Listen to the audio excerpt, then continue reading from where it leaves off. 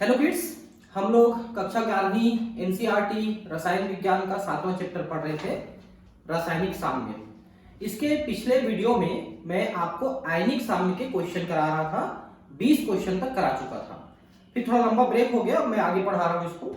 21वां question है यहाँ पर, निम्नलिखित जैविक द्रवों जिसमें पीएच दी गई है कि हाइड्रोजन आयन सांद्रता परिकलित करें। मानव पेशीय द्रव, मतलब ये हमारे जो पेशियां हैं, मसल्स है, उनका पीएच है 6.83, हल्का सा एसिडिक है क्योंकि लैक्टिक एसिड बनते रहता है।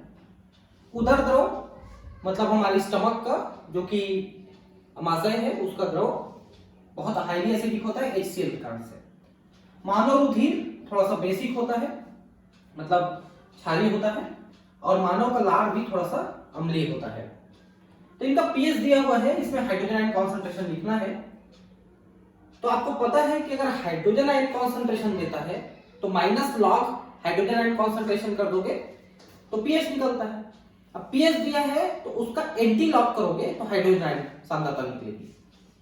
तो हाइड्रोजन आयन सांद्रता के लिए आप एंटी लॉग करेंगे पीएच का माइनस में, तो इतना निकला आपके मानव पेशी द्रव का 4.79 into 10⁻⁻7। 4 पॉइंट है ना, ये ध्यान रखना।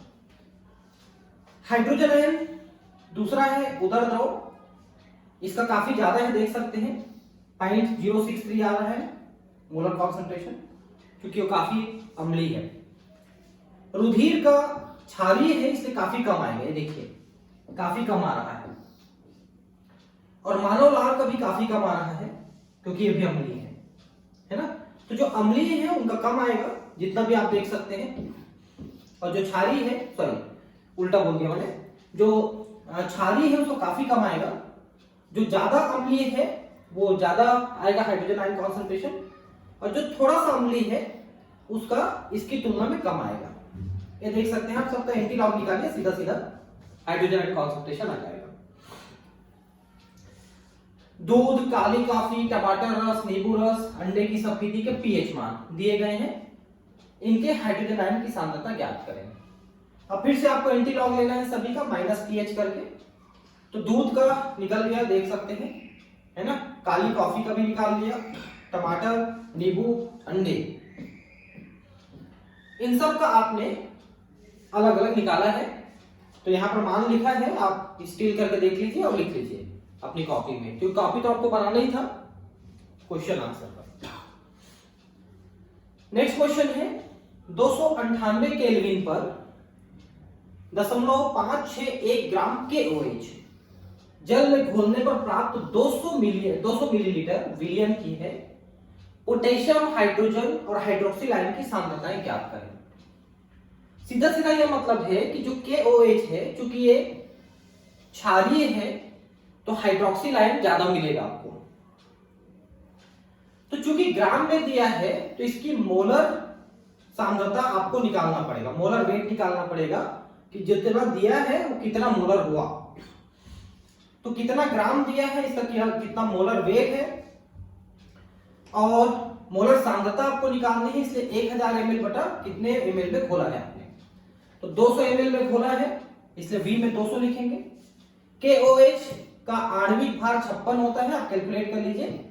ऑक्सीजन का 18, इसका ऐसा, इसका 19, ऐसा आप कैलकुलेट कर लीजिए, ठीक है, 38 ऐसा करके कैलकुलेट कर लीजिए। तीनों का मॉलिक्यूलर वेट आप कैलकुलेट कर लीजिए इसमें जोड़ करके। और ये 0.56 ग्राम दिया है, ठीक है, और मॉलिक्यूलर वेट 56 है। मतलब समझ लो कि 0.1 मोलर घोला है आपने, 0.1 मोल को घोला है 200 ml में, ऐसा है आपका। तो 0.05 मोलर कॉन्सेंट्रेशन आपको मिल गया। अब यहां पर KOH की जो सांद्रता है उसमें K आयन और हाइड्रोक्सिल आयन, ये दोनों इतनी इतनी सांद्रताओं में मिलेंगे। भाई उतनी सांद्रता आपने घोली है तो K आयन और OH आयन दोनों इतनी इतनी सांद्रता में मिल गए। और हाइड्रोजन आयन सांद्रता कितने मिलेगी, तो 10 की घात -14 में से 0.05 को आप डिवाइड कर दीजिए तो जो आंसर आएगा हाइड्रोक्सिल आयन को डिवाइड करेंगे तो जो आंसर आएगा वही आपके हाइड्रोजन आयन की सांद्रता रहेगी। ठीक, तो इस तरह से हाइड्रोजन आयन काफी कम है, आप देख सकते हैं। चूंकि ये विलयन आपका क्षारीय विलयन है इसलिए इसकी मात्रा काफी कम है। 298 केल्विन पर स्ट्रोंशियम हाइड्रोक्साइड विलयन की विलेयता 19.23 ग्राम पर लीटर है। स्ट्रोंशियम और हाइड्रोक्सिल आयन की सांद्रता तथा विलयन की पीएच ज्ञात करें। तो पहले तो स्ट्रोंशियम हाइड्रोक्साइड का अणुभार आपको मालूम होना चाहिए, ये कैलकुलेट कर लिया हमने। स्ट्रोंशियम का 87.6 वो दिया रहेगा आपके क्वेश्चन में, अगर ऐसा क्वेश्चन आया तो दिया होना चाहिए। नहीं दिया रहेगा तो कुछ ही क्वेश्चन है आपके एनसीईआरटी में, उनके आंसर याद करो। स्ट्रोंशियम हाइड्रोक्साइड का आपने निकाल लिया 121.6 ग्राम। ये अगर आप 1 लीटर में घोलेंगे तो 1 मोलर विलयन बनेगा। आपने कितना घोला है? 19.23 ग्राम 1 लीटर में घोला है ना? तो इतना घोला है, इतना घोलते तो 1 मोल होता, डिवाइड कर दीजिए तो इतना मोलर विलयन बनाया है आपने। अब ये जब आयोनाइज होगा स्ट्रोंशियम हाइड्रोक्साइड तो एक स्ट्रोंशियम और 2 हाइड्रोक्सिल आयन बनेंगे, है ना? तो जो विलयन आपने बनाया है उतना तो आपको स्ट्रोंशियम मिल जाएगा, ये देखिए, है ना? लेकिन हाइड्रोक्सिल इससे डबल मिलेगा क्योंकि 2 बन रहे हैं, तो यहां पर इतना मिल गया हाइड्रोक्सिल। और अब इसका POH आप निकाल लीजिए, हाइड्रोक्सिल आयन की सांद्रता दी हुई है तो लॉग इसका करिए तो यह हो गया POH। और POH मिल गया तो उसमें से आप 14 में से घटा दीजिए तो वो हो जाएगा pH 13.5 pH लीजिए। तो काफी अधिक ये क्षारीय घोल बन रहा है स्ट्रोंशियम हाइड्रोक्साइड, काफी ज्यादा क्षारीय है ना? ये POH को आप 14 में से घटाएंगे तो pH निकलता है, दोनों मिलके 14 होता है। प्रोपेनोइक अम्ल का आयनन स्थिरांक इतना है 1.32 10⁻⁵ है। 0.05 मोलर अम्ल विलयन के आयनन की मात्रा pH ज्ञात कीजिए। यदि विलयन में 0.01 मोलर HCl मिलाया जाए तो उसके आयनन की मात्रा ज्ञात करें।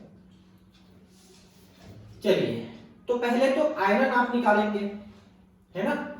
ये जो अल्फा है इसके आयनन स्थिरांक और सांद्रता को आप डिवाइड करके वर्गमूल निकालेंगे। तो आयनन स्थिरांक दिया है, सांद्रता दिया है, इसका वर्गमूल निकाले तो ये उत्तर आया आपका 1.62 10⁻²। ठीक है? HCl उपस्थिति में प्रोपेनोइक अम्ल का वियोजन कम हो जाता है। मान लो 1 मोल वियोजित होता है। अब HCl ऑलरेडी है वहां पर इतनी मात्रा में, ठीक है? तो HCl तो स्ट्रॉन्ग एसिड है तो पूरा डिसोसिएट हो जाएगा, लेकिन एसिटिक अम्ल जो है, सॉरी प्रोपेनोइक अम्ल जो है, चूंकि वीक एसिड है तो कम डिसोसिएट होगा।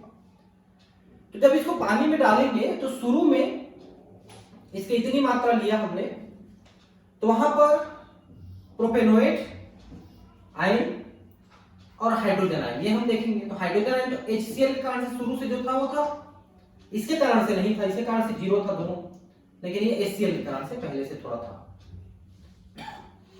अब कुछ मात्रा इसकी वियोजित होगी तो इसकी कुछ मात्रा बनेगी और इसमें वो कुछ मात्रा और जुड़ जाएगी, क्योंकि पहले से जो है उसमें इसकी मात्रा भी जुड़ेगी वियोजन के बाद। अब चूंकि हमको पता है कि ये वीक एसिड है तो वियोजन बहुत कम होगा, तो X बहुत कम है, तो इसमें से अगर हम X को हटाएंगे तो इसकी मात्रा लगभग अपरिवर्तित है, तो हम ये मान लेंगे कि लगभग ये इतने ही बचा। ठीक है? और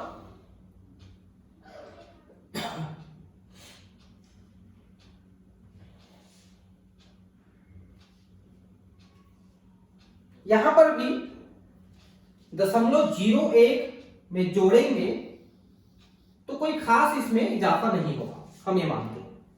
ठीक है? ये पद कुछ अलग दे दिया है, इसकी जरूरत नहीं थी मेरे हिसाब से यहां पर। अब Ka equal to X into 0.01, इसको ऊपर ले लेंगे, इसको नीचे लेंगे, है ना? तो इसको तो इतना ही ले रहे हैं अपन। तो ये देखिए सेम टू सेम लिए हमने, यहां पर x लिया, ये पद को थोड़ा इसको सुधार दो भाई। ये पद क्या लिखाएगा पता है? ये लिखाएगा 0.01 plus x is about equal to 0.01। क्योंकि x की मात्रा बहुत कम है इसलिए इसमें जोड़ भी दोगे तो इसकी मात्रा कोई ज्यादा परिवर्तित नहीं होगी, तो इसकी मात्रा को हम इतना ही लेंगे, ये x है। तो x इंटू 0.01 भागित 0.05 यही लिया हमने आयरन स्थिरांक निकालने के लिए। तो 1.32 10 टू पावर -5 ये आंसर आ रहा है इसका। ठीक है, तो यहां पर आप देखिए दिया हुआ है जो कि इतना दिया हुआ है ना। अब इसको कैलकुलेट करेंगे x इंटू, देखिए इसको आप कैलकुलेट करिए, इतने को कैलकुलेट करिए। तो अब इसमें x की मात्रा को कैलकुलेट करेंगे तो 6.60 10 टू पावर -5 आ रहा है। x की मात्रा को कैलकुलेट करेंगे तो अब x आपको मिल गया, बहुत कम वियोजन है, देख सकते हैं। तो अल्फा की मात्रा भी आपको मिल जाएगी। अल्फा की मात्रा कितना वियोजन हुआ, तो वियोजित मोल और कुल मोल। तो वियोजित मोल है इतना, कुल मोल लिए थे इतना, इसके प्रोपेनोइक एसिड के इतना लिए थे, और वियोजित हुआ इतना। इसका हम रेशियो निकाल के ये निकाल लिया आंसर 1.32 10 टू पावर -3। तो इतना मतलब इतना परसेंट वियोजित हुआ। तो अगर इसको ये वाले पद को हटाएंगे तो ये हो जाएगा 123.132% वियोजित हुआ। परसेंट निकालेंगे उसका तो, है ना। तो 0.132% वियोजित हुआ, इसका ये आंसर आएगा आयनों की मात्रा। ठीक है, अब है कि यदि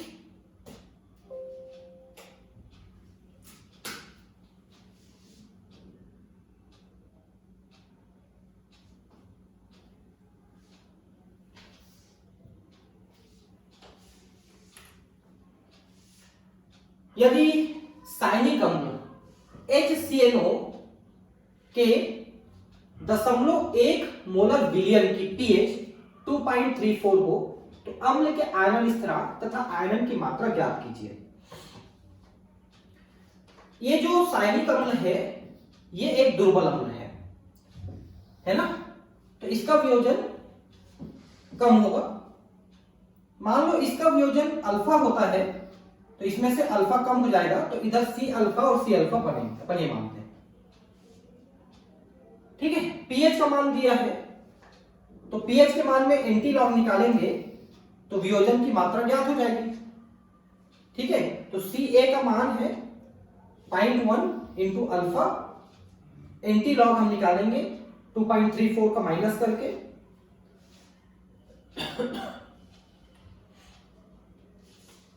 इस मान को निकालना है ना, यहां पर लिखना है। ठीक है, तो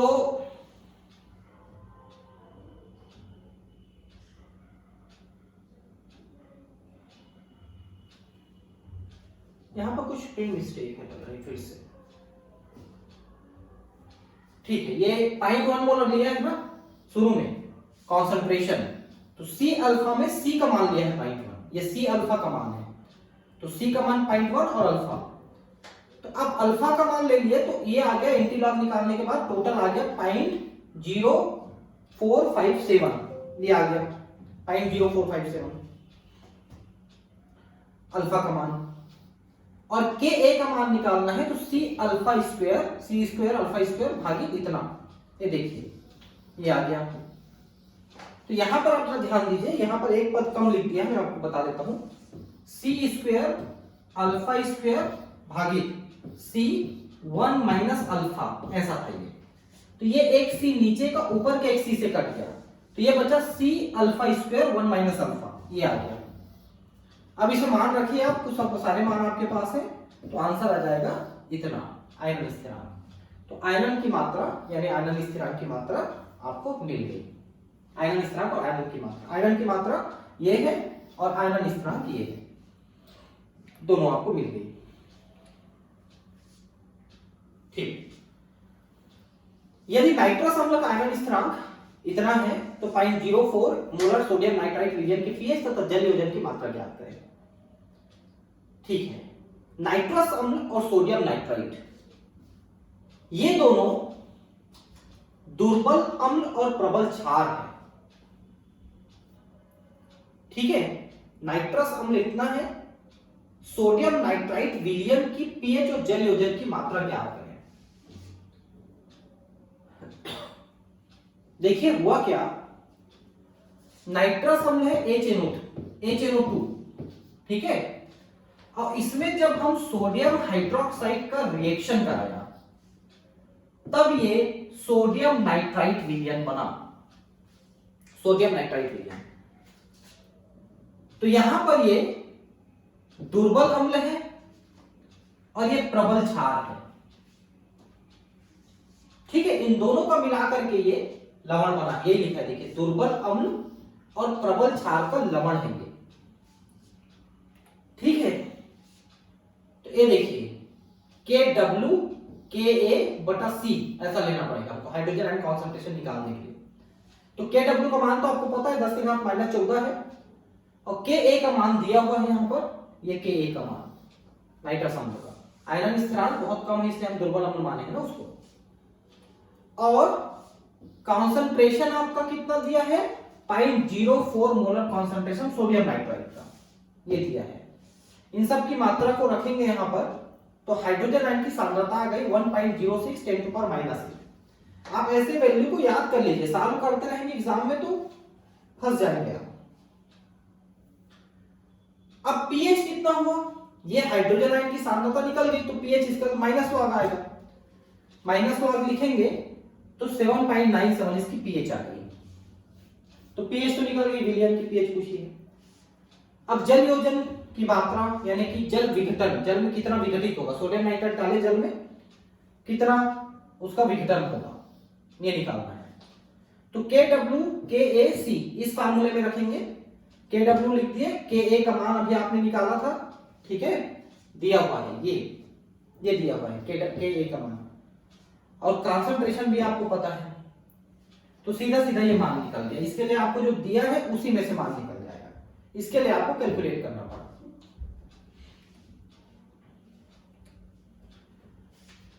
यदि पिरिडीनियम हाइड्रोजन क्लोराइड के 0.02 मोलर विलयन का पीएच 3.44 है तो पिरिडीन का आयनन स्थिरांक ज्ञात करें। तो पिरिडीनियम हाइड्रोक्लोराइड प्रबल अम्ल और दुर्बल क्षार से बना हुआ है। ठीक है, इन दोनों के संयोग से ये लवण बना हुआ है। पीएच दिया है तो हाइड्रोजन आयन निकालने के लिए एंटी लॉग लिख लीजिए, पीएच निकल जाएगा, हाइड्रोजन आयन निकल जाएगा, पीएच का एंटी लॉग। तो ये हाइड्रोजन आयन की सांद्रता आ गई, और हाइड्रोजन आयन की सांद्रता का मतलब KWC KB होना चाहिए, यहां पर Ka लिखे थे अगर एसिड था तो। और ये पिरिडीनियम क्लोराइड जो है हाइड्रोक्लोराइड, ये हम इसको B की मात्रा लिखेंगे। तो सब में मान को रख लीजिए, ये मान आपको दिया हुआ है, ये मान आपको निकालना है, ये मान आपको पता है, ये मान दिया हुआ है। ठीक है, अब यहां पर नीचे में इसके कुछ लिखना छूट गया है, अब इसको कैलकुलेट कर लेंगे तो Kb की मान आपको आ जाएगा। आयनन स्थिरांक पिरिडीन एक दुर्बल अम्ल है, सॉरी दुर्बल क्षार है, और प्रबल अम्ल क्या होगा HCl। ठीक है, HCl और पिरिडीन, ठीक है, पिरिडीन जो है C6H5N होता है पिरिडीन, तो वो एक दुर्बल क्षार है और HCl प्रबल अम्ल है। तो हम पिरिडीनियम हाइड्रोक्लोराइड से पिरिडीन का हमको आयनन स्थिरांक निकालना है, तो इसको आगे सॉल्व करोगे तो आयनन स्थिरांक निकल जाएगा। ये नीचे का कुछ छूटा हुआ है, कोई बात नहीं, आप यहां तक तो लिख लिया। हम Kb की मान आपको निकालना है तो आप सबसे पहले ये स्क्वायर को इधर कर देंगे, मतलब जो अंडर रूट इधर कर देंगे तो स्क्वायर हो जाएगा, फिर इसको नीचे कर देंगे, इसको ऊपर कर देंगे, आ जाएगा। तो ये आगे सॉल्व कर सकते हो आप। निम्नलिखित लवणों के जलीय विलयन को उदासीन अम्लीय क्षारीय होने की प्रवृत्ति कीजिए। NaCl, KBr, NaCN यानी sodium cyanide, ammonium nitrite, ammonium nitrate है, सॉरी अमोनियम नाइट्रेट और सोडियम नाइट्राइट है। और ये क्या लिखा है, KI होना चाहिए मेरे हिसाब से, KF है ये, सॉरी KF है ये जो है KF है, पोटेशियम फ्लोराइड। ठीक है, अब देखिए इसमें से कुछ है जो अम्लीय और कुछ क्षारीय रहेंगे। तो यहां पर आप देख सकते हैं कि सोडियम साइनाइड, सोडियम नाइट्राइड और पोटेशियम क्लोराइड के विलयन क्षारीय होंगे, क्योंकि दुर्बल अम्ल प्रबल क्षार से बने लवण हैं। ठीक है, दुर्बल अम्ल और प्रबल क्षार, सोडियम हाइड्रोक्साइड और हाइड्रोजन साइनाइड, सोडियम हाइड्रोक्साइड और हाइड्रोजन नाइट्राइड, पोटेशियम हाइड्रोक्साइड और हाइड्रोजन फ्लोराइड, इनसे बने हुए हैं। किनसे बने हैं? इन दोनों में सोडियम हाइड्रोक्साइड प्रबल अम्ल है, ये प्रबल क्षार है, सोडियम हाइड्रोक्साइड। ठीक है, ये प्रबल क्षार है और इसके साथ जुड़ा था HCN, है ना, तो ये बना, और इसके साथ जुड़ा है HNO2, तो ये बना। इसमें आपका एक तो KOH है प्लस हाइड्रोजन फ्लोराइड है, तो ये दोनों मिलके इसको बनाए हैं। ठीक है, इसलिए लिखा है कि प्रबल क्षार है, दुर्बल अम्ल है ना, प्रबल क्षार दुर्बल अम्ल, प्रबल क्षार दुर्बल अम्ल, इसी से बने हैं। तो जब क्षार प्रबल है तो इसका विलयन क्षारीय रहेगा। NaCl, KBr के विलयन उदासीन होंगे, क्योंकि ये लवण प्रबल अम्ल और प्रबल क्षार से बने हैं। जैसे ये सोडियम हाइड्रोक्साइड और HCl दोनों प्रबल हैं, ये पोटेशियम हाइड्रोक्साइड और HBr दोनों प्रबल हैं, तो इनके विलयन उदासीन होंगे, प्रबल अम्ल प्रबल क्षार से बने हैं। अमोनियम नाइट्राइट का विलयन अम्लीय होगा, क्योंकि यह प्रबल अम्ल HNO3, प्रबल अम्ल है HNO3, ठीक है, और दुर्बल क्षार अमोनियम हाइड्रोक्साइड, इससे मिलके बना है। आपको ये समझ में आ रहा है ना कि कोई भी लवण जो है वो बनता है अम्ल और क्षार से। अब अम्ल और क्षार जो है, अगर दोनों प्रबल हैं या दोनों दुर्बल हैं, तब उदासीन बनेगा उसका लवण। लेकिन अगर एक प्रबल है और दूसरा दुर्बल है अम्ल और क्षार में से लवण बनाते समय, तो जो प्रबल रहेगा उसी के आधार पे उसका लवण बनेगा। प्रबल क्षार अगर है तो प्रबल क्षार के कारण से क्षारीय बनेगा लवण, और प्रबल अम्ल है तो फिर वो लवण अम्लीय बनेगा। अगर दोनों प्रबल है तो उदासीन बनेगा, दोनों दुर्बल है तो उदासीन बनेगा लवण बनाते समय। क्लोरोएसिटिक अम्ल का आयनन स्थिरांक 1.35 10⁻³ है। 0.1 मोलर अम्ल के अम्ल तथा इसके 0.1 मोलर सोडियम लवण की पीएच ज्ञात करें। क्लोरोएसिटिक अम्ल, ठीक है, क्लोरो एसिटिक अम्ल ये है, ठीक है। अब एक क्लोरोएसिटिक अम्ल बना है, ठीक है, और इसका लवण, अब ये दोनों मिलके क्या क्या करेंगे यहां पर देखते हैं। 0.1 मोलर अम्ल का पीएच हम देखते हैं। क्लोरोएसिटिक अम्ल का आयनन स्थिरांक इतना है, तो इसका हाइड्रोजन आयन कैसे निकालेंगे? √Ka/C। Ka दिया है, सांद्रता दिया हुआ है, आपको हाइड्रोजन आयन सांद्रता निकल गई। अब पीएच निकालना है तो इसकी माइनस लॉग कर दीजिए, पीएच निकल गया 1.94, काफी अम्लीय है भाई, ठीक है। और सोडियम लवण इसका 0.1 सोडियम लवण लिए। पीएच अगर हम देखें तो दुर्बल अम्ल और प्रबल क्षार है तो क्षारीय आएगा इसका। हाइड्रोजन आयन सांद्रता निकालने के लिए KWKaC रखेंगे। KW अपने को पता है, Ka आपने दिया हुआ है, ठीक है, और सांद्रता भी दिया हुआ है। तो हाइड्रोजन आयन सांद्रता निकल गई 1.16 10⁻⁻8, है ना। पीएच निकालने के लिए इसका लॉग ले लीजिए, तो पीएच निकल गया 7.94। का मतलब ये क्षारीय है। हमने पहले ही कहा कि दुर्बल अम्ल और प्रबल क्षार है, इसलिए ये विलयन, ये लवण जो है क्षारीय लवण बने। इसको निकालने के लिए इस फार्मूले पे आप रखेंगे। देखिए पूरे जो केमिस्ट्री का चैप्टर है ना, जितने भी चैप्टर हैं उनमें सबसे हार्ड चैप्टर है ये रासायनिक साम्य, आयनिक साम्य। इसके क्वेश्चन ना बनाने बहुत डिफिकल्ट है, मैं आपको शुरू से बता रहा हूं। ठीक है, थोड़ा सा मेहनत करके आपको कॉपी में लिख लेना है, नहीं बनता है तो रट लेना है। वैसे तो मैंने सब बता दिया है, आप थोड़ा सा प्रयास करेंगे बन जाएगा, लेकिन बायोलॉजी के स्टूडेंट के लिए थोड़ा सा मैथ्स बनाना डिफिकल्ट हो जाता है कई बार। तो ये कॉमन सी बात है, आपको घबराने की जरूरत नहीं है कि बायोलॉजी का स्टूडेंट कम जानता है।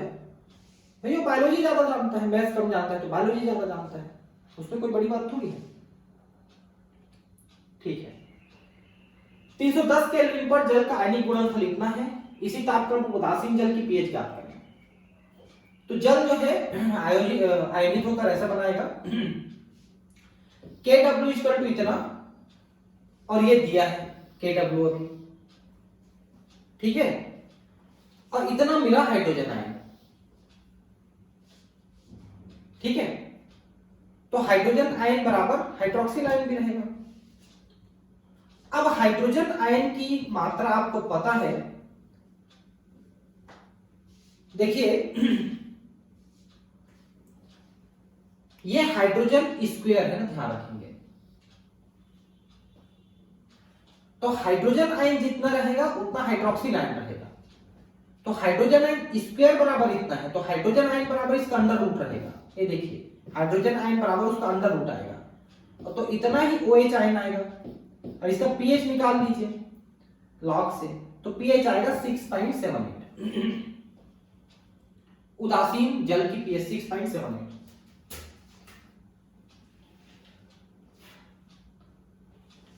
ठीक है, थोड़े मच्छरों का आतंक हो गया मेरे घर में, तो थोड़ा सा डिस्टर्ब हो रहा है। अभी इस सीजन में थोड़े मच्छर आ जाते हैं, जाली वाली लगी है लेकिन फिर भी थोड़ी मच्छर है, कोई बात नहीं है, हम पढ़ रहे हैं। पीएच परिकलित करें मिश्रणों की। 0.2 मोलर कैल्शियम हाइड्रोक्साइड का 10 ml और 0.1 मोलर HCl का 25 ml। वैसे H2SO4 और कैल्शियम हाइड्रोक्साइड, H2SO4 और KOH, इन सब का दिया हुआ है। ठीक है, तो अब इनका बारी बारी से अलग अलग निकालना पड़ेगा आपको। ठीक है, तीनों का। तो सबसे पहले कैल्शियम हाइड्रोक्साइड के मोलों की संख्या। ठीक है, तो 10 ml में 0.2 मोलर घोला हुआ है, तो 1 लीटर में घोलेंगे तो इतना मोलर विलयन बनेगा। ठीक है, HCl के भी मोलों की संख्या आप याद कर लेंगे सेम फार्मूले से, तो आएगा इतना। ठीक है, OH के मोलों की संख्या, तो ये कैल्शियम हाइड्रोक्साइड में OH डबल आएगा। जितना कैल्शियम हाइड्रोक्साइड में मोल है हाइड्रोक्सी उससे ज्यादा आएंगे, डबल आएंगे, तो ये डबल कर दिया आपने, तो OH की मात्रा निकल गई। ठीक है, और हाइड्रोजन आयन के मोलों की संख्या, तो HCl की जितने मोलों की संख्या है उतने ही हाइड्रोजन आयन के मोलों की संख्या भी रहेगी। सीधी सी बात है ना, क्योंकि HCl में तो एक ही H निकलेगा, तो इतने मोल आपने HCl, सॉरी कहां गए, ये HCl, इतने मोल HCl के हैं, तो हाइड्रोजन आयन के मोलों की संख्या भी इतनी ही है ना। अब देखिए कि हाइड्रोजन आयन की मोलों की संख्या इतनी है और हाइड्रोक्सिल आयन के मोलों की संख्या इतनी है, तो जब मिलेंगे तो दोनों के बराबर मात्रा फ्यूज हो जाएंगे, है ना। तो ये तो पूरा देखिए, ये बहुत कम है और ये ज्यादा है, मतलब ये पूरा खप जाएगा, यूज हो जाएगा, और इसमें से इतनी ही मात्रा निकल के वो भी यूज हो जाएगी। तो अब OH आयन की मात्रा इतनी बची, बाकी इसके साथ मिक्स हो गई, इसके साथ उदासीन हो गई। तो अब इतनी बची तो इसके मोलरता क्या आएगी, तो इतनी बची है 1000 भागित V कर देंगे, है ना, तो टोटल ml हो गया 25 और 10 35 ml, 35 ml इसे मान रख दीजिए, है ना। तो ये मान आ जाएगा। और POH का मान पहले निकाल लीजिए, OH की मात्रा आपको पता है कितनी बची है, तो POH की मान आ गई, तो pH में से 14 में से घटा देंगे तो pH की मान आ जाएगी। ठीक है, ऐसा है। अब दूसरा क्वेश्चन देखिए, ये H2SO4 है और कैल्शियम हाइड्रोक्साइड है। तो वैसे ही अब इसमें भी आप निकाल लीजिए, तो आपको आंसर आ जाएगा सेम टू सेम, ये यहां पर उसी तरह का कैलकुलेशन दिया हुआ है। और तीसरे वाले में भी वैसा ही कैलकुलेशन आएगा जैसे हमने पहले में किया है। तो लगभग वैसे ही सारे कैलकुलेशंस हैं, आप इनको देख के लिखिए। अब बार बार कैलकुलेशन को कराने का मतलब नहीं है, देखिए और लिख लीजिएगा इसको। ठीक है, ठीक है। अब इनके आगे के क्वेश्चंस मैं आपको दिखा देता हूं, आप देख के लिख लेना। लगभग वैसे ही सारे क्वेश्चंस का आंसर है। ये 33 नंबर क्वेश्चन का सॉल्यूशन है, ये आधा उसका पार्ट है। देखिए सॉल्यूशन 33 नंबर का, ठीक है। बहुत सारे silver chromate, barium chromate, ferric hydroxide, lead chloride, mercurous iodide, इनके विलयन की विलेयता गुणनफल स्थिरांक की सहायता से विलेयता ज्ञात कीजिए और प्रत्येक आयन की मोलरता भी ज्ञात करें। इतना हार्ड क्वेश्चन नहीं आता पेपर में, फिर भी ये उसका सॉल्यूशन है, आप देख लीजिएगा। ठीक है, मैं आगे बढ़ा देता हूं, इसको भी देख लीजिए कैसे निकाला हुआ है। आप इसको स्टील कर करके लिख लेना, पीडीएफ देना पॉसिबल नहीं हो पा रहा है तो आप इसको लिख लीजिए दोनों को देख करके। ठीक है, अब ये अगला क्वेश्चन है Ag2CrO4 यानी कि सिल्वर क्रोमेट और सिल्वर ब्रोमाइड का विलेयता गुणनफल दिया हुआ है कि संतृप्त विलयन की मोलरता का अनुपात ज्ञात करें। तो ये उसका सॉल्यूशन है। ठीक है, आप देख सकते हैं सॉल्यूशन को, और ये अनुपात है 91.9। ठीक है, 91.9 में ये ऐसा आएगा। ठीक है, 0.002 मोलर सांद्रता वाले सोडियम आयोडेट तथा क्यूप्रिक क्लोराइड विलयन के समान आयतन को मिलाया जाए तो क्या कॉपर आयोडेट का उत्क्षेपण होगा। कॉपर आयोडेट के लिए आयनन स्थिरांक 7.4 10 टू पावर -8 है, 10 टू पावर -8 है। ठीक है, अब इसको कैसे सॉल्व किए आप देख लीजिए। आयनिक गुणनफल Ks सॉल्युबिलिटी प्रोडक्ट से कम है अतः उत्क्षेपण प्रारंभ नहीं होगा। सॉल्युबिलिटी प्रोडक्ट से ज्यादा आयनिक गुणनफल रहेगा तब वो जाकर के अवक्षेपित होता है। तो आप इसको देख के बना लीजिए। ये 36 नंबर क्वेश्चन का आंसर है और ये उसका आधा पार्ट है। 37 नंबर है। ठीक है, 36 नंबर का ये वाला थोड़ा फिर से दिखा देता हूं आपको, और ये 37 नंबर का है। अब मैं इसको खत्म करना चाहता हूं इस टॉपिक को, और कोई बात नहीं है अगला टॉपिक पढ़ाने के लिए। तो नेक्स्ट में अगला टॉपिक मैं आपको ले रहा हूं। ठीक है, और ये 38 है, ये मैं इसलिए दिखा दे रहा हूं कि आप नोट्स बनाना चाहें तो बना लीजिए। अब ये टॉपिक बहुत लंबा खींच गया, 19वां वीडियो है ये। इतना लंबा खींचने के बाद हम इसको खत्म कर रहे हैं। ठीक है, अब इसको आप देख के बना लीजिएगा। ये 39 नंबर क्वेश्चन है, आखिरी क्वेश्चन है ये, इसके बाद ये खत्म हो जाता है। तो आप इसको देख के बना लीजिएगा। अब मैं अगला टॉपिक है रेडॉक्स रिएक्शन यानी कि चयापचय अभिक्रिया, उनको मैं पढ़ाने वाला हूं। तो ठीक है, फिर मिलते हैं अगले क्लास में, है ना। Thank you.